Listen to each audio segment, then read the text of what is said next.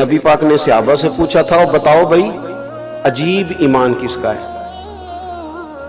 عرض کی یا رسول اللہ صلی اللہ تعالی علیہ وسلم عجیب ایمان نبیوں کا ہے۔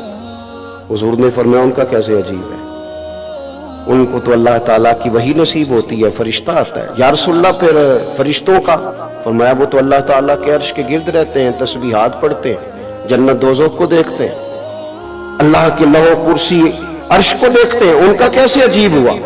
کہ یا رسول اللہ پھر ہمارا صحابہ کا ایمان عجیب ہے؟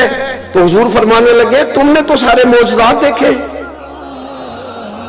تم نے تو معجزات دیکھے ہیں، تم نے تو چاند کے 2 ٹکڑے ہوتے دیکھا ہے، تم نے تو گویا پتھروں کو کلمہ پڑھتے دیکھا ہے، تم نے تو درختوں کو سجدہ کرتے دیکھا ہے، ڈوبے سورج کو آتے دیکھا ہے، میرے ہاتھوں سے تم نے پانی کے چشمے نکلتے دیکھے ہیں، تمہارا کیسے عجیب ہے؟ تو حضور پھر آپ بتا